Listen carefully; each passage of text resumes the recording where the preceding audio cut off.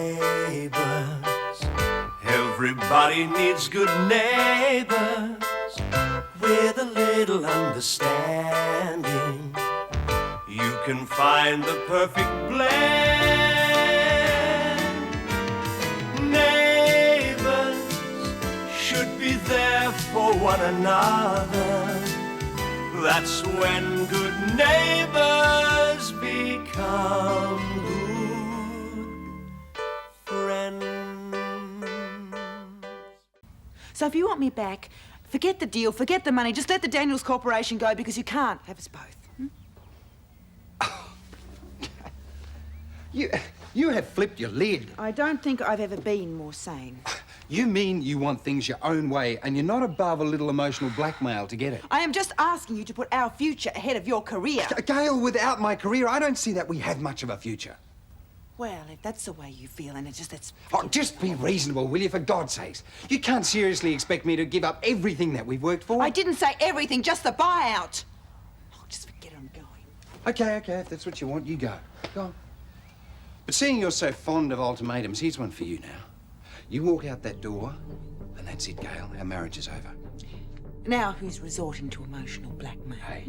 Hey, I didn't lay down the ground rules for this discussion. You did. If you think I'm bluffing, Paul...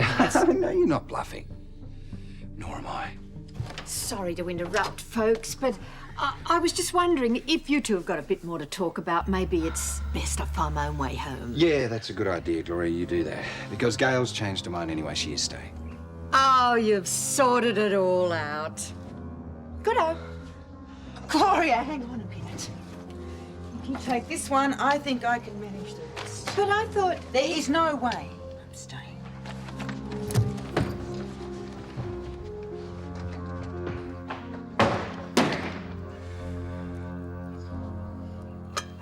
Guess whose car I saw parked outside Paul's when I was watering the garden? Gail's?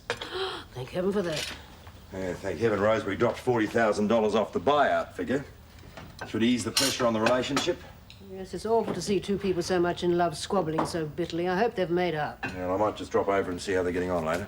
I wonder where Jane is. I'm supposed to meet Simon on the golf course. Well, there she is now. Yeah, well, I'll see you. Leave the dishes. Kids can do that later. Hi, Jane. Hi. Thanks. Sorry I'm a bit late. That's all right. How's the patient? Lively. You have my permission to tie her to a chair if she gives you any trouble. Bye-bye. Bye. Hi, Mrs. Daniels. Hello, Jane. I hope you're having to babysit me this afternoon. Hasn't ruined your day. No, of course it hasn't. Do you want me to take over here? No, thank you. But Mr. Robinson said No. I have been a sick woman, but humour me, please. I'm supposed to be looking after you. Well, I give you my word that I will not suggest a game of hopscotch or do a swan dive off the kitchen bench. But please try not to mollycoddle me. In that case, I'll have a cup of coffee, thanks. So, tell me, what's happening between you and Mark? Well, it's on again. At least I think it will be after I've had a chance to talk to him. A lot of things we need to agree on if this marriage is going to work. Well, you love each other. That's a good start. Yeah. I'm sure we'll be able to sort something out. Now, this is what I hate most about going back to school. Yeah, me too. Don't know why they insist on it, really. Because new school books cost the earth and should be looked after. Your lot from last year are an absolute disgrace, Sharon. All those silly cartoons in the margin. Oh. It was only my English expression book, Aunt Edie, and you can't blame me for doodling in the margin. I mean, English has got to be the most boring subject in the world. Well, at least we've got a new teacher for English this year. Yeah, and we get to do Lord of the Flies first up. It's about the best book, don't you reckon? Search me. We were supposed to read it over the holidays, you idiot. Well, I couldn't find any second-hand copies anywhere, and I can't afford a new copy, so if Ryder wants to hassle me about that, well, tough. Walk me to school in the morning and I'll tell you the plot, okay? Oh, thanks, Shaz. You know, not that it matters much whether I read books or not. English isn't my strong point. I could help you. You shouldn't encourage that boy to pick your brain, Sharon. That's exactly the sort of thing she would say, has said. For real? She's told you not to help me? She reckons you distract me, and for the sake of my marks, I shouldn't see you. Terrific. No, she never lets up, does she? The trouble is, I can't convince her that we're only mates now, you know, no romance or anything. And the worst thing is, she's coming back from Mr. Bishop's and she's going to take the hem of my school uniform down. Take it down? Oh, what for? Well, I'm supposed to have grown over the holidays and my skirt should be a modest length. What century does that lady live in? You know, she'll probably be back soon, so I better get going. You don't need to rush off. Well, look, I don't want to get you in strife, and you don't need another lecture. So I'll meet you out the front in the morning, OK? Yeah, I'll be the one in the maxi skirt. And don't worry, I will coach you. Oh, well, thanks, Sharon.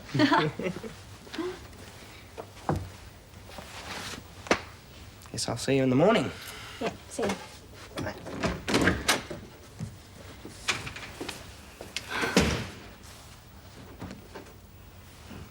He loves me, he loves me not. He loves me, he loves me not. He loves me, he loves me not. Oh, I don't care what you say. He does love me.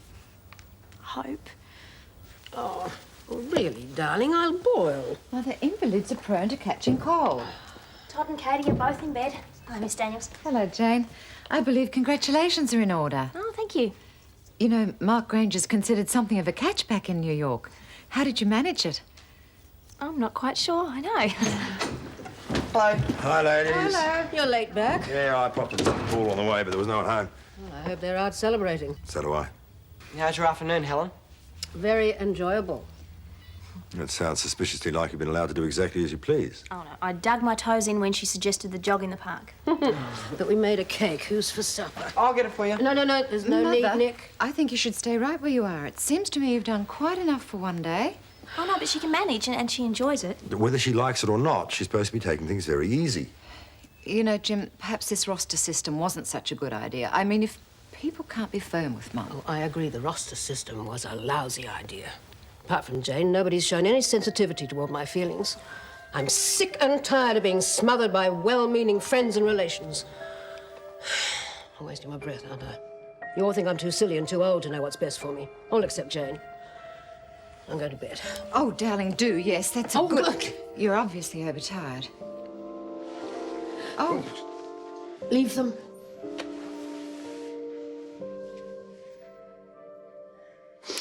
There, you see. Not completely useless. Am I? Night. Night. Night.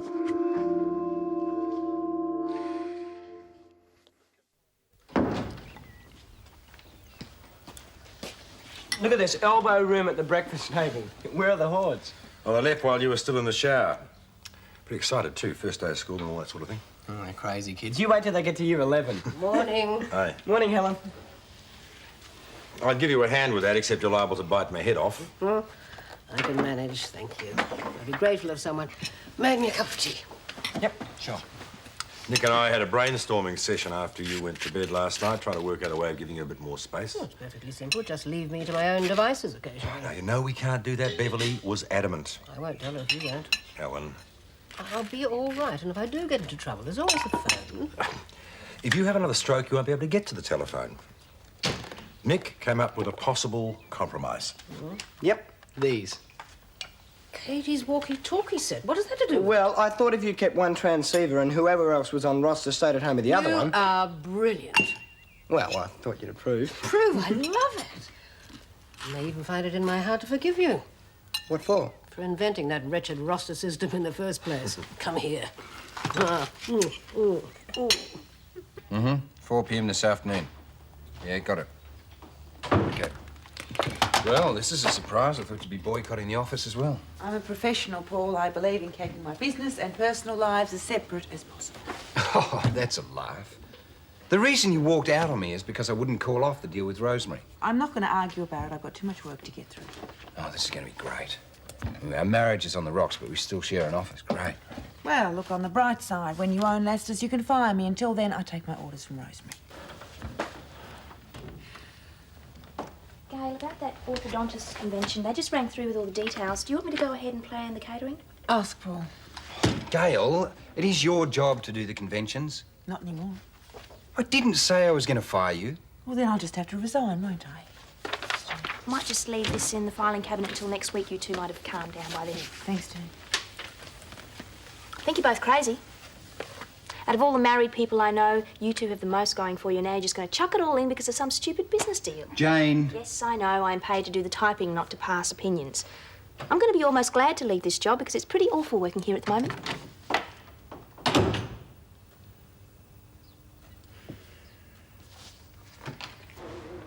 Situation's ridiculous. One of them has to back down. Yeah, well, Gloria reckons there's no way it's going to be Gail. I can't say I blame him. It's not the first time Paul's let his business ambitions get in the way of his personal relationships. Oh, give us a 20-mil spanner, will you? He's got every right to stand his ground. The only way to deal with a troublesome woman is show her who's boss. Rob, we've got a visitor.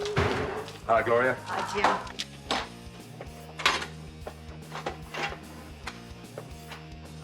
Hey, love, what are you doing here? Debt collecting. It's 2 weeks since you've given me any housekeeping. Well, so we'd agreed to come out of your wages. Oh, half and half. That's what we agreed. Come on, cough up. Helen was wondering if you two'd like to call in for a drink this afternoon.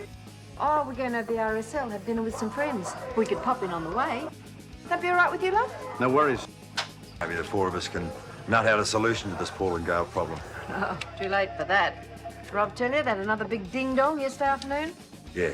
Gail was talking divorce when she drove me home. Oh, surely it won't come to that. Too right it won't. Where you going? Trying to talk some sense to that daughter of mine. High time someone did. Rob Lewis, will you come back here?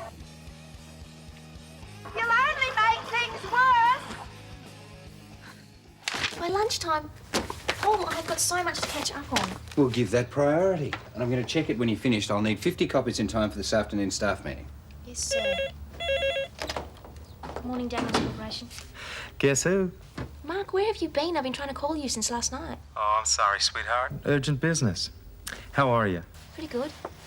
I missed you. Yeah, me too. Does that mean what I hope it does?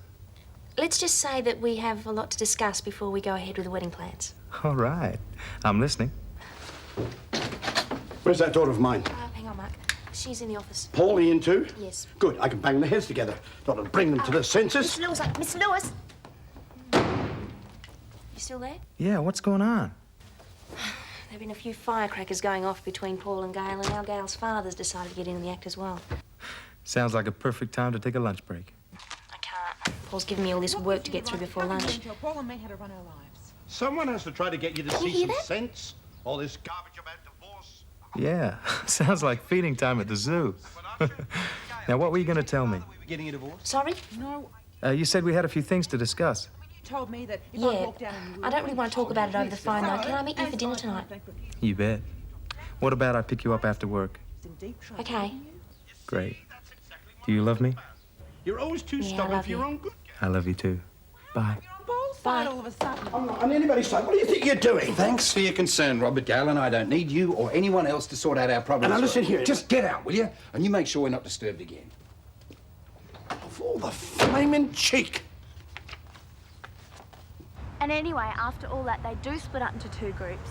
One group, they try to live like the old way, you know, civilised and ordered. And the other group, well, they run wild. They paint their faces and tear off all their clothes. Oh, it sounds like fun.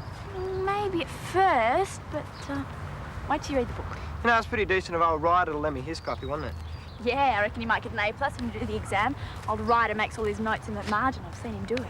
Yeah, well, I just wish I could be sure of getting good marks on all my subjects this year. Well, I've told you I'll help. You know, your aunt's not going to be too rapt. Remember what she said about me distracting you? Oh, you didn't get to hear the half of it. Oh, what else did she say? That you want to be more than friends. She reckons your eyes give you away.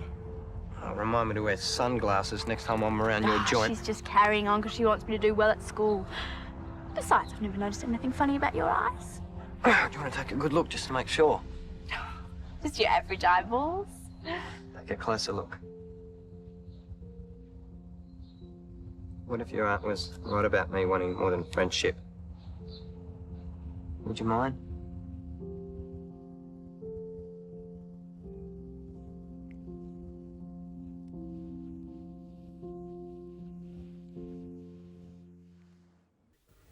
By crikey, Gail can be stubborn when she digs her toes in about some things.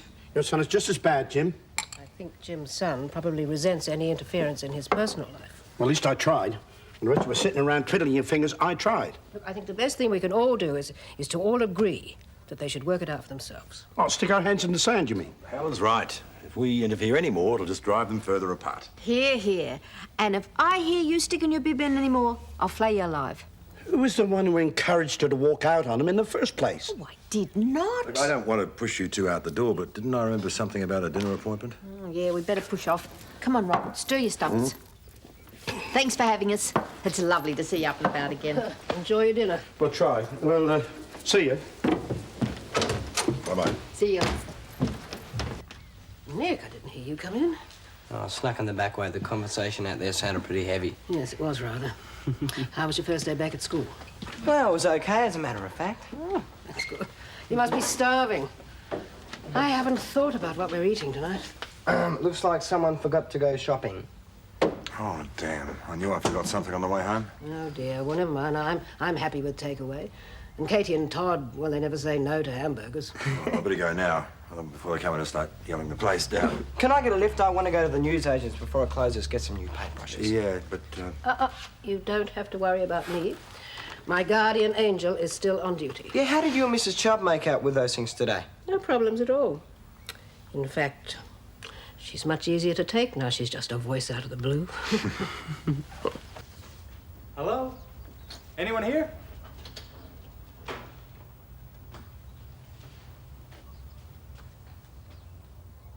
Rosemary. Hello, Mark. Long time no see. Well, I didn't know you were in the country. Well, Paul's buying out the Australian end of my business, so there were a few loose ends that needed tidying up. And my mother hasn't been very well. Oh, no. Jane told me about that. By the way, is she around? I was supposed to pick her up about now. Well, Paul took her along to a hotel staff meeting to take notes.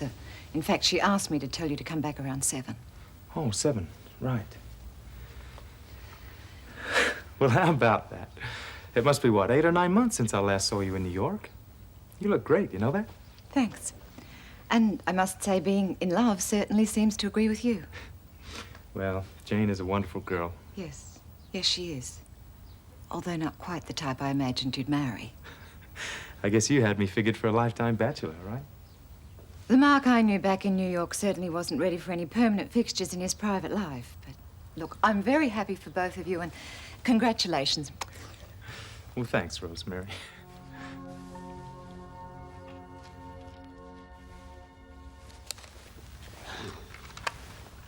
Yes, Edie. Mrs. Daniels, it's me, Sharon. Could I have a quick word with Nick, please? It's for you. G'day, where's Aunt Edie? In the bath. Thought I'd get in a call. Well, even better. Why don't you come over? Oh, Nick, I can't. Aunt Edie's got me changing the books already. You could wait till she's asleep and then sneak out your bedroom window. Where'd we go? How about the lake? Are you kidding? Come on, Shaz, you like all that romantic stuff. Wouldn't it be nice down by the lake tonight? Just you and me. And millions of mozzies out for a midnight feast. Wouldn't you like to go skinny dipping under the stars? The cool water against our bare skin. Just you and me all alone, nothing between us. No one to stop us doing what we want. I have to go now, Nick.